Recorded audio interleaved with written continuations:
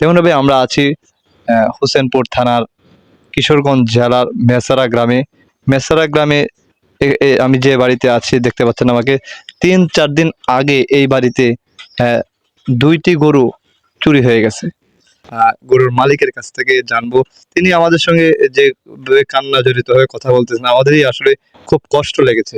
আমরা জানবো যে আসলে গরু কিভাবে চুরি হয়েছে, একটু বলতে চাচ্ছেন? চুরি হয়েছে যে আমার যে আমি তো নিজে বাড়ি থেকে না, আমার যে ছেলে দুটা বাইরে থেকে রাত্রে 8 তারিখের রাত্রে ঘরটাতে তালা ভাঙচুর করিয়া আমার 3টা গরু বার করে নিয়ে গেছে। একটা ছুটিয়া চলে আসে, আর 2টা নিয়ে গেছে, একটা গাভীর আর একটা ষাঁড় গরু। তারপরে বললাম কি করবো, আমি তো বাড়িতে না, হলে ঢাকা থেকে শুনি আমি আইসি 9 তারিখে। আমি কই যাবো, কই কিছু যোগাযোগ করছি, ও তালা তো অভিযোগ জানাইছি, ওতে 3-4 দিন গেছে, কোনো তালা থেকে কোনো কিছু খবর পাই নাই। কালকে একজনে ফোন দিয়েছিল, কে জানি ফোন দিয়েছিল যে আমরা আসতেছি, ওকে আর আসে নাই।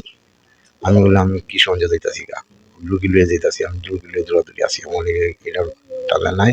তারপরে পরে আই আমি মন তো আর এখন তো আর আসা নেই, 3-4 দিন হয়ে গেছে। আর যে গরুটা নিচ্ছি, যে ষাঁড় গরুটার লাগি এই যে মেজো ছেলেটা কান্নাকুটি করতেছে, এখাই পালছে বাছুরটা বেশি। আমার নিজেরও আমি ওর কারে সন্ধান করলাম না, এই জন্য থানার মধ্যে অভিযোগ দিয়েছি যে তারা যা করে একটু বেঁচে গেছে দেহ।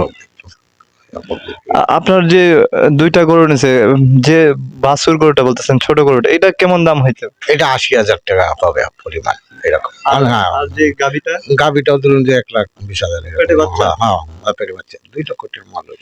সমাজের দর্শকবৃন্দ, আসলে তিনি কথা ঠিক মতো বলতে পারছিলেন না, কারণ তার গরুর প্রতি এক ধরনের মায়া চলে এসেছে। এই যে ছোট বাছুরটি যে বাছুরটি নিয়েছে চুরে, সেই বাছুরটির 80,000 টাকার মতো তিনি বলছেন দাম হবে। এই বাছুরটি তিনি তার ছেলে হাতে করে বড় করেছে, তার প্রতি একটি মায়া জন্মে গেছে, যার কারণে তিনি কান্নায় এক ধরনের কান্নায় দেখতে পাচ্ছি আমরা, তার চোখে অস্ত্র প্রবাহিত হচ্ছে। আসলে এই ঘরটিতেই দেখতে পাচ্ছেন যে এই ঘরের মধ্যেই গরু থাকতো।